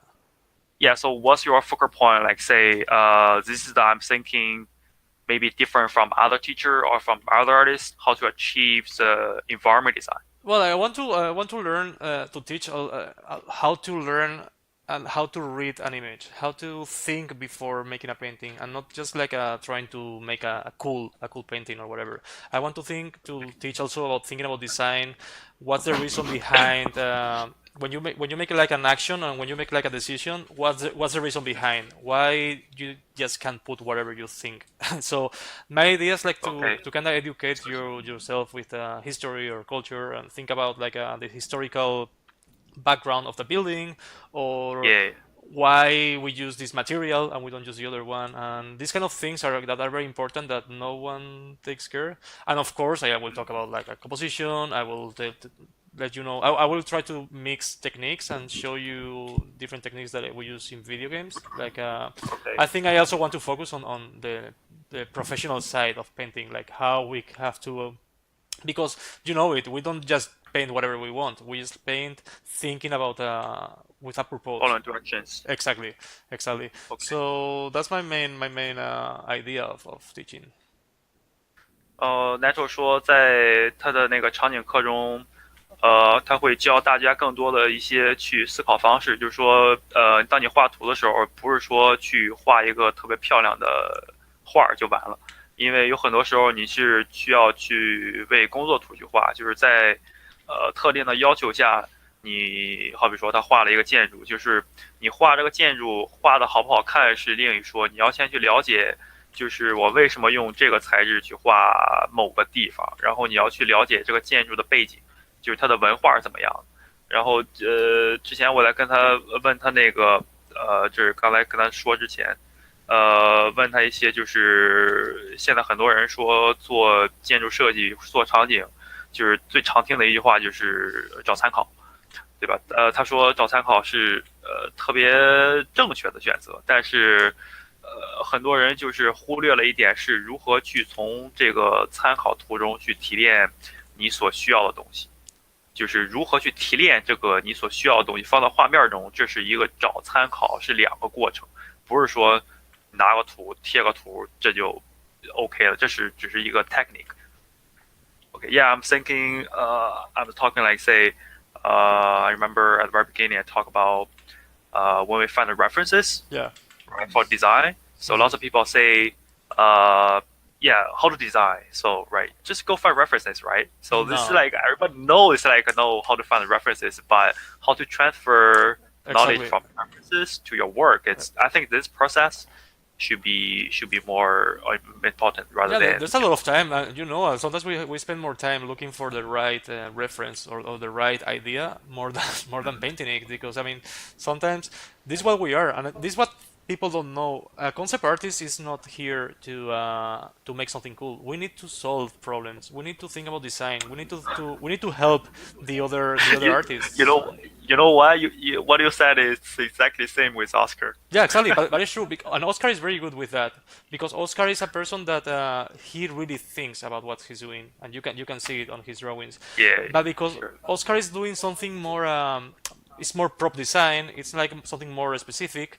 Sometimes when we do the environment, we tend to forget that because in environment it's always like easy to make something cool and that's all. So I mean, in pre-production, sometimes we do just like mood paintings, and we don't care too much about what we are showing. But it's true that we really need to think about what we want to show and how we want to show it and why. Because every time I'm doing some portfolio reviews, and I ask a student, okay, why did you put this green wall? And why did you use stone instead of iron? And they don't know. They don't know. It's like, I don't know. I found a photo that it was cool, and it's like, no, dude. That's that. Okay, That okay. was makes a difference, and that what will make you be a good concept artist or a terrible one. So you need to. Yeah, 刚才那时候说，就是你就是找那个图，现在很多人就是做工作图的时候，就是你找图的时间花的比你画的时间还长。他说这个现在是太普遍了，就很多人就说我画的怎么样，就是完全取决于我找的图质量高不高。然后他之前他大概说那句话就说你不管是做什么，sorry，就是不管做什么，他说 environment design，也是说去解决问题的一个过程。我想起这个之前我们采访那个奥斯卡的时候，他也说过同样的话。他是做 Mac design，就是说Nacho 也看出他做的一些东西来说，里面就是思考的过程要远远长于他就是做那个什么，就是去完成这个 piece 的过程。所以说这个思维过程是特别重要的。然后他之前刚刚 Nacho 也说，他之前看到很多学生的画，他就说。他问你这儿为什么用这个颜色，或者为什么用这个形状而不用那个形状？然后很多学生就不知道，他觉得就是为什么用这个形状？因为我看到这个图片，我觉得这个图这个东西很酷，就很好看，所以说我就放在里边。所以说很多东西不是说单纯的是 visualize， 就不是让你视觉上满足一个视觉的需求，就是还是要多考虑一些去在工作方面，如果你特别想把concept art 作为一个工作的话，所以说跟那些 personal work 是完全不同的。所以说他在这个是会在课程里边会着重就教大家一些去如何去从那个思考的过程去画一幅画，而不是去看到个很帅的图。我想，我时候有些画画就说你看电影的时候看到一个很酷炫的一个镜头，特别想画一下它。这也是不是说可能你看那个镜头里面某个东西特别帅，我想画，可能是很多的原因，就是你看到一些构图很帅啊之类的，你想去模仿，这也是一个学习的过程。Okay, yeah, I see. It's fun that I'm saying this now, and now I'm doing something totally random without thinking. But well, you have to understand that now I'm doing just a sketch. So because now I'm just like adding random shapes here and there, and then I'm thinking about design. Okay, yeah, no worries. 那时候说他现在他画这些，大家不要去以为他现在就是说跟和刚才说了一些矛盾，就是说啊你要想这个，他说他画这个东西完全没有思考，他就是在doodling，就是在画着玩。Okay, yeah, no worries. But I also want to. Avatars are pretty good. Yeah, don't worry. No, I also will talk about things like composition as well. I mean, in my class, I want to make it very organic and keep talking about a lot of topics. But things that, for example, like I want to. Let's see if I see it here. I have one thing. For example, this painting, that it's another painting that I did, that it looks very simple, and sometimes I find that people gets very complicated with crazy compositions and trying to show a lot of things at the same time, and sometimes I think, and you know very well also doing this kind of like more cinematographic compositions, it's very important to be careful about where do you place the stuff. And even if it looks like it's very simple, and then you check, and I put a lot of thought about where do I place this monkey, and why I put this finger this way, and why this hand is here and it's not there. So as you can see, everything is totally symmetric. It's not like a real symmetry, but in composition wise, you can feel that everything is like totally symmetric. So these little things, you think that people don't put effort or thought, and we do, and so I really want them to learn how to make good decisions. We say like achieve a very nice visual pass, right? And then you can feel the content inside. Exactly. Okay. 他刚才给我们看这个图，就是说，也可能之前他讲的，也就是说，他说很多人在画的时候，就是很少去关注一些那个，叫什么，就是代入感，还是一些构图之类的。他说叫 visual pass， 就是一些视觉线。他说那个东西是尤其画场景是特别重要，就是说有些东西你不要画的特别复杂，你在简单的时候你完全可以去用一些很简单的构图。他的构图他跟我们说就是特别简单，就是一个对称构图，但是你在对称的情况下用一个曲线之类的去打破一个对称，去连接做一个 visual line， 是一个特别就是早期的一个计划吧。就你做完以后，无论你是我个人理解，无论说你是画俩猴子，你画俩什么东西，俩人，或者甚至机械，你都可以用就是同样的一个我们叫画面结构去做一些就是替换一些东西内容。所以说就内容在前期不是说特重要的东西。内容可能是在工作时候特别重要，但是在个人作品或者说在自我学习阶段，可以去多关注一些叫 visual paths 这样的东西。然后他刚才说一些小细节，他说他关注的细节是说，就是我的那个人的手呀，手指是什么样，为什么那个样，然后就是一些小细节是那个细节，不是说去抠的多么细那种细节。Okay, yeah, I talked to them about details like what you care about. It's what's a finger shape, it's what's arm shape, body language. It's not about how much render you can put. Exactly. Sometimes we especially focus too much on rendering and making things complicated, and it never works. And you can see sometimes you don't, and people know it. Even if they don't know why, they know when a picture doesn't work well, when it's very crazy and chaotic, and you don't know why. And usually it's composition or also value control. Value control is very important, like turning the image in black and white and knowing how values work. I will also talk a lot about values. I saw the way you say like you directly starting from color rather than black white. Yeah, well, before I didn't, but now the more you play, the more you draw, you have more control with values. Now I don't need to turn the image in black and white every time. I know more or less what's the value that I'm using. Nice. I mean that's basically it's like a experience. It's like the more you paint, the more you know about value control. So I don't need to do it that often as before. Sometimes I do it, and I like to do it from time to time, but it's not something that I check every time like before. Okay, yeah, I think it mostly depends on the experience. Also, it feels better when you start with color straight. Everything gets more natural because if you start with pure black and white, later get it a nice. It always gets this kind of like washed colors. They don't get very rich. It's very hard to find like a nice color once you start with black and white. Oh, okay, yeah, I understand what you mean.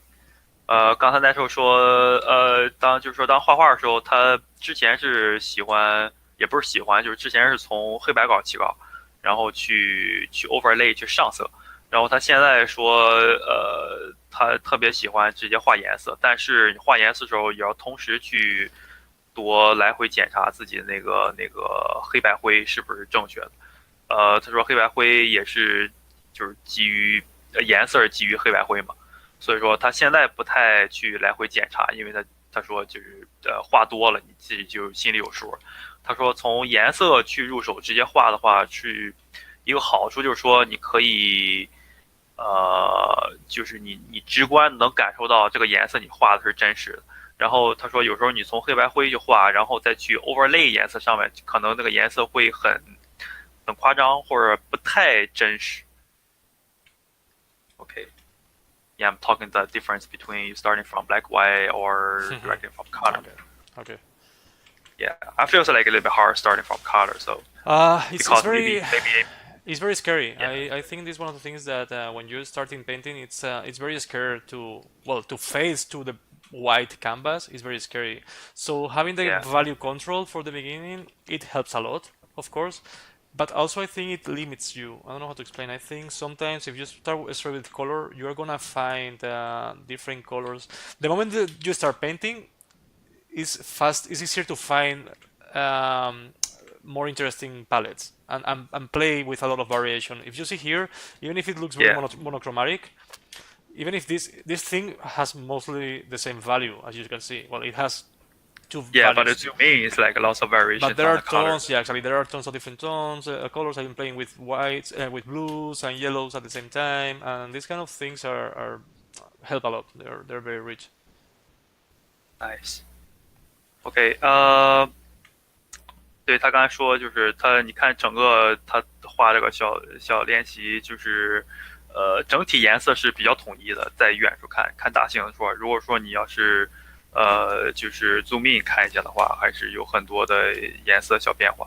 他说一开始是从颜色入手画是特别确实特别挺困难，但是我理解就是你如果画的多了，你可能就会就是你看颜色的时候，相当于就是你在很好的一个控制一个黑白灰关系。Okay. Yeah, I think we we can leave a little bit time to students in case they have some Please, yeah. questions to us. Tell them to ask questions. OK，现 OK 我们大概也是讲了大概1个多小时左右，大家有什么问题可以在这儿问我，关于课程呀，关于就是画画一些很深奥问题，那些我们可以在群里讨论，就不占用太多直播的时间。OK， 就是有什么问题你可以跟我说一下，我去转达它。Sorry, did you ask something? Or what? Did you ask something right now? I was lost. Yeah, sorry. I'm asking people if they have any questions. Perfect. I thought you asked something to me. I was like, I don't know. No. Yeah, I'm thinking like some maybe ask you some like questions about the curriculum, other than how to paint a really good painting, right? Yeah, that's kind of big question can be explained in that class. That's hard. Yeah, that's hard to explain. You gonna finish this one later or so? I'm not sure. Maybe. If you have time. Yeah. I'm trying to paint something more. I have an exhibition with some friends. I'm trying to do something with wash that I haven't touched in years, so I'm very scared. So after that, probably they have it's very fun. A friend wants to do an exhibition. So each artist. For what? Each artist has to pick one topic that is like a book genre. So you can find like a book that is like a horror books or a science fiction books or so. I'm trying to do something. You know one artist called Haruki Murakami? It's a Japanese writer. Haruki Murakami. Come to where? Yeah, this one. I know. No, it's very very famous here in Spain at least. You know what? I've been reached recently. A guy is a movie director. It's a horror movie director. He's shooting a little some short movies, and the guy found me to do some horror movie concept. That's cool. I love this guy. I never touched like any horror movie concept before, and I say I can do some cinematic piece for you. And this guy is still waiting for the sponsor from the government. So once they got the sponsor, the government starting run the project, and then I can be part of it. I'm so excited about this. I love to work in a horror movie, in a horror game or concept. It's something that I always loved when I was a kid. One day I hope to be able to do it. I almost have the chance to work in Silent Hill once when I was like working in Green. When I was working in Green with this game with Angelina Jolie. They were planning to do a Silent Hill game, but then I don't know why it never worked. But oh my god, when they told me, it's like, yeah, I want to do it, but no, it never happened. But anyway, one day. I saw guys asking like if their fundamental side is not really good, it's really hard to learn this class or not. I don't think so. I mean, I'm gonna try to teach them also fundamentals stuff, and I think it's very important to study that at home to try to improve that. But it's not necessary. I mean, I'm going to talk about topics about composition and things like that, but also because I want to focus this course into concept art for video games. We are going to use a lot of techniques that are very easy. Like we are going to do a little bit of photo bash, a little bit of 3D, a lot of techniques that they don't require you to be a master painter. But of course, I mean, if you know how to paint, it's going to be better, of course. But it's not necessary. 是，刚才他说，我看有同学问，就是基础不好学这个课。他说他也会在课程里边会教很多就是关于场景类基础问题，什么透视啊这些兴趣点之类这些知识都会教。然后他说最好是建议在课前能多做一些练习。然后他还说那个就是在工作图或者在现在场景很多绘画中有很多的 technique， 有很多技术可以去帮助你去完成一个作品。有很多就是说 3D 啊，或者说有很多 Photoshop 里边一些 technique， 一些很技术性的东西可以帮你去完成。就是很多 concept artist 并不是什么 master， 并不是什么大师，这画的也确实说也有的说也并不是特别出色，但是他通过运用这些就是软件技巧就完全可以帮助你去绘画。所以说它基础肯定是要关键，你不会画当然不行。就是说基础过于薄弱，它也会 cover 一些这方面知识。也可以跟你说不要太，就是说不要太害怕吧，去画场景，说画场景大家都需要 master 才能画，不一定。嗯。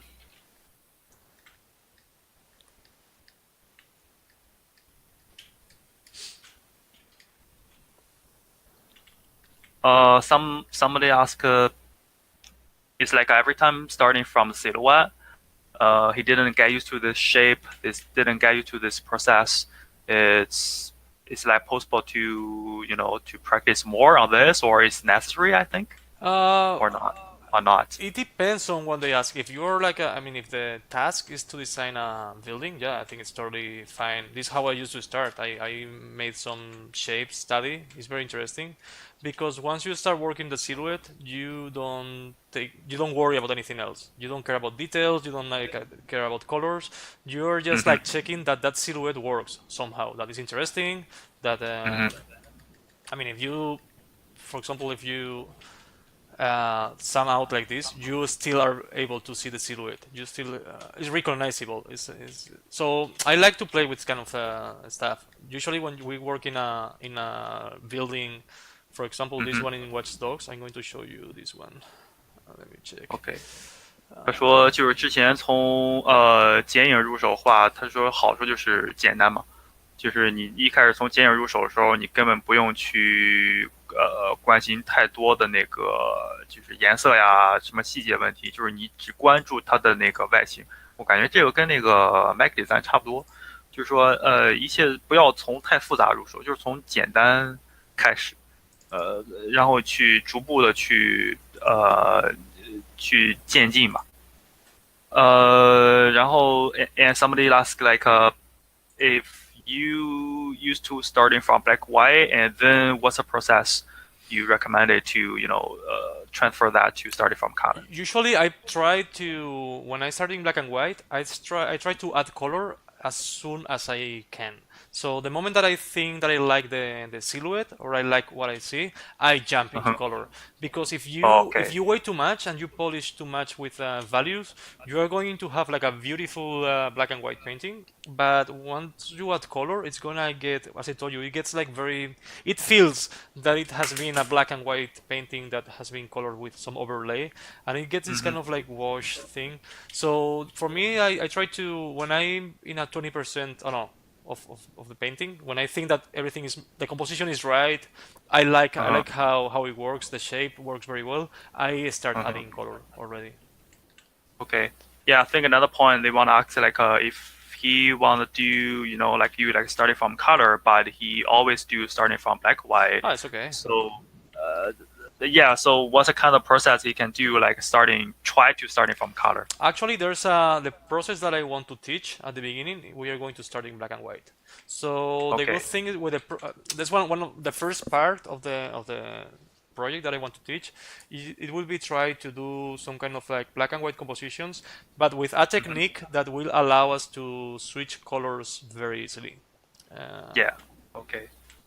他说就是他刚才说另外一个问题就是说，你如果从黑白稿到颜色稿，他说他会尽早的去上颜色，他不太喜欢那种就是当黑白稿画一个很漂亮的黑白稿以后，画到快一半快完成了再去上色。可能不同人习惯不太一样。再就是他说那个从黑白稿到颜色稿去如何转换，还是说就是一开始喜欢黑白稿起稿，然后后来想变成颜色起稿。他说他没有具体提到太多，从这儿他就说在课程里面他会就是教大家很多从黑白稿起稿开始，因为黑白稿起稿也是我所理解就是比较直观简单一些，就是一开始我就要看你的 silhouette， 看你的那个轮廓线，看你的透视构图之类的，就是你一旦从颜色起稿，可能会就是容易被分心嘛。Anyway, it's very. Did you finish? Sorry, I think I started talking. Yeah, I'm Okay. finished. It's also, as you say, if I always painted in black and white, what can I do in this course? Actually, it's a good chance for you to start like getting out of your comfort area and try to do things differently as well. Because in this course, I don't want you to finish and make an amazing painting. I don't care. I don't care if you. I want you to learn. I want you to be able to learn something else, to be less afraid, to maybe jump into color before. So you know what I mean? I want you to, if you take this course, also to try to push yourself and to get rid of those fears that you have. So I think we are very worried about making a nice painting. This is not what I want to show. I want to show how to make a good painting, not a painting that has a lot of thought, that is very well designed.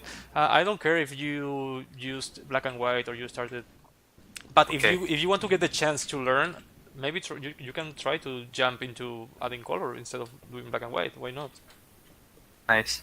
Nacho 说，他说他这课的就是 focal point，就是想让同学去就是一开始打比方说，就是只会从黑白稿去起稿。他说想从这个课就通过教大家就是如何去尝试一些新东西，就是直接从画颜色，就是别害怕去绘画，就是去比较大胆的绘画吧。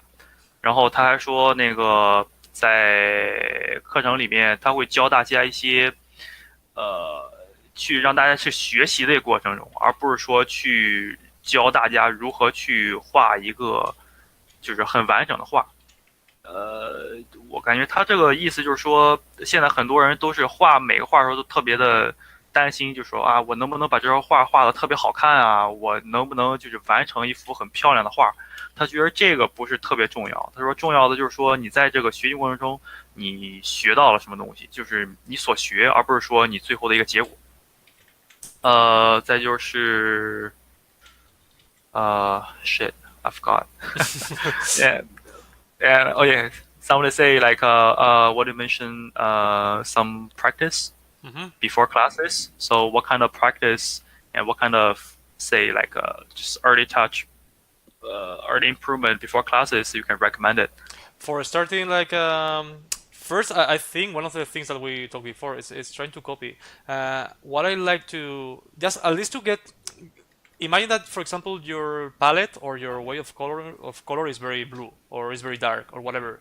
So try to find something on the internet that is very different to your style. For example, what I recommend, for example, for improving this website.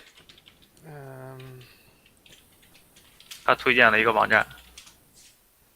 I go here a lot of times. This is like a website that has screenshots from movies, for tons of movies. There are too many. Oh yeah, I have this website. It's fantastic. So usually what I used to do, I recommend you to start like having like a folder with references from colors that you find interesting, or that they are very different of what do you used to do, or I don't know. There's always, when you check this kind of this kind of like let me check to find something. Let's see, the Hobbit. Yeah, I have like an alternative website for this as well. Sometimes it's like, wow, I found this that I never paint. Imagine that I always paint something very clear or very bright, and all of a sudden I see this image that it's let's see if it loads. It's too slow now. But anyway, I like you to get some of these images and try to copy them. But not copy the image like I want it to be exactly how it is.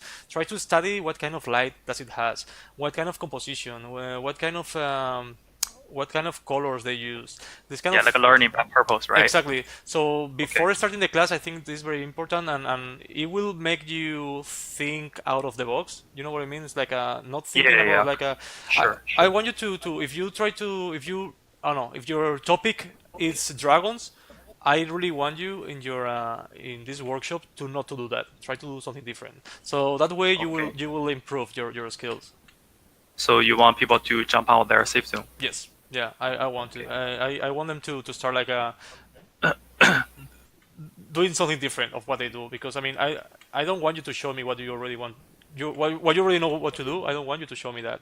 I want you to show me things. How are you improving in your own stuff? Okay. 刚才 Nacho 说，他说一些同学问就是课前做什么练习，他给我们推荐了一个就是一些电影截图的一个网站，这个我也经常看，有很多不一定去他那个网站，有很多其他网站我可以推荐给大家。就是说可以去看一些很不错的电影镜头，从里边去针对性去学习，里面的构图呀，像用颜色呀，还有打光之类的东西。然后他建议就是前期，去多练一些自己，就是不太擅长的东西。就是他希望不要在这个课里面去给他看一些你特别擅长的东西，他想去让你去学一些就是我们叫 safe zone，就是你的安全圈、安全区，就是你就是尝试去跳出你的安全区去做一些平时不大擅长的一些 style 的 painting。就我感觉就像之前那个细胞分裂跟那个大革命那些图，就是完全两种不同的风格，然后用色也不同，然后绘画方式也不同。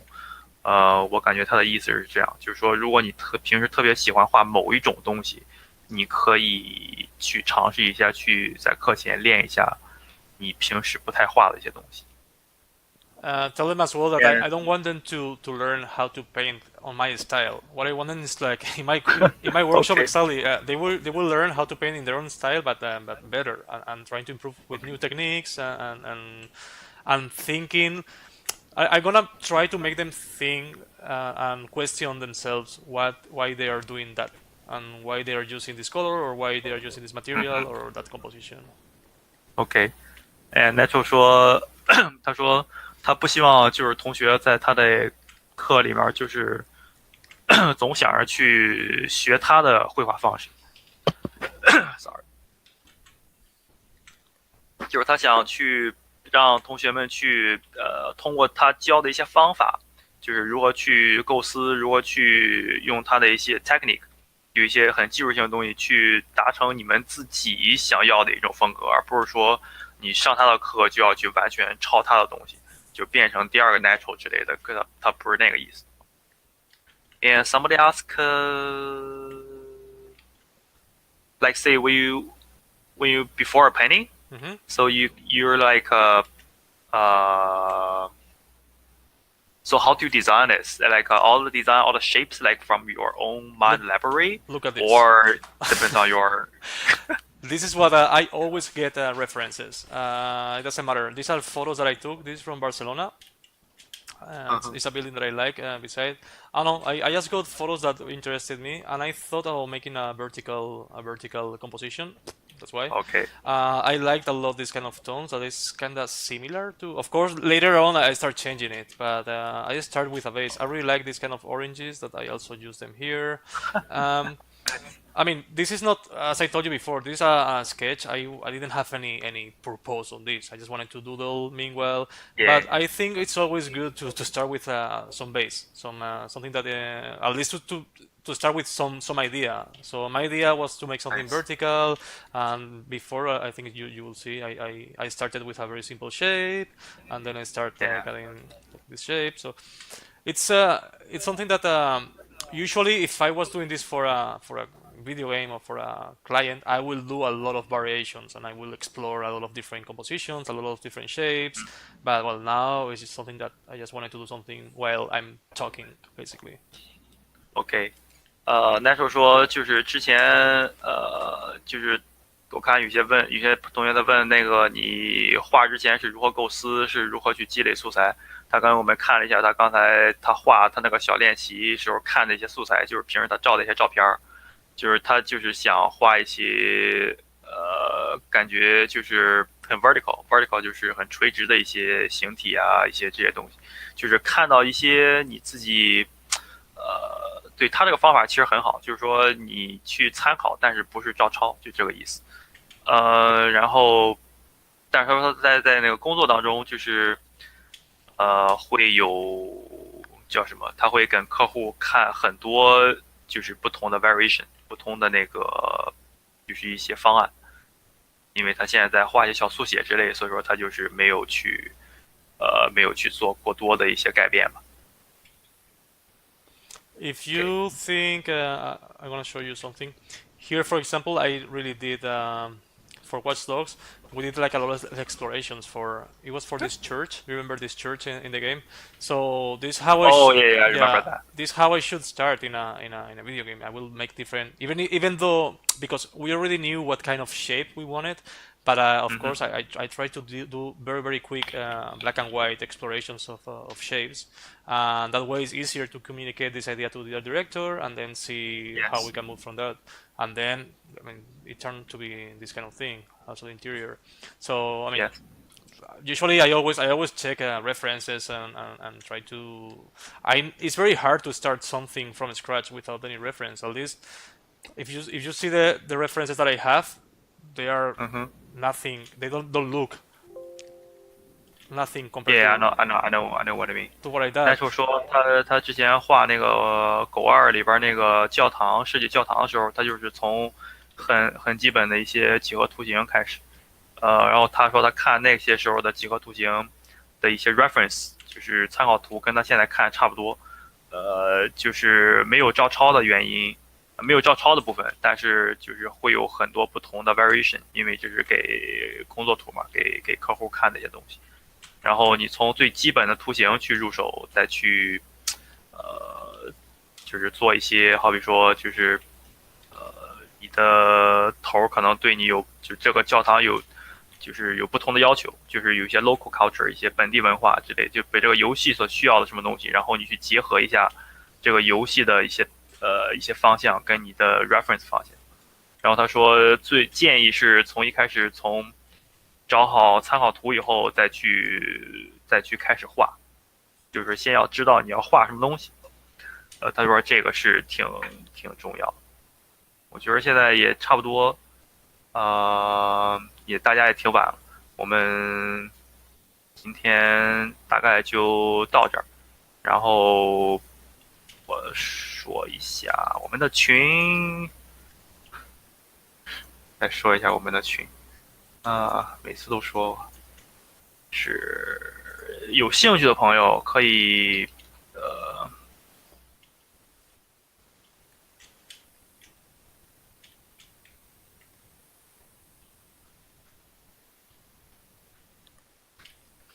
就对课程有兴趣，对我们行业内交流呀、学习有兴趣的朋友，可以加一下我们的群。群号我发在这儿，然后我们今天大概就到这儿。And Nacho, See? Yep. I say see I'm in Spanish.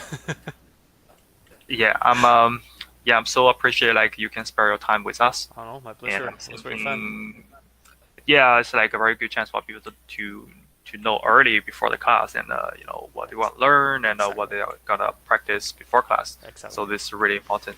It will be And fun. It will be. I mean, it will be very organic as well. I think I also want people to ask questions, and I want them to participate. And so also, I mean, the class I has like a schedule, and I have like my themes that I want to talk.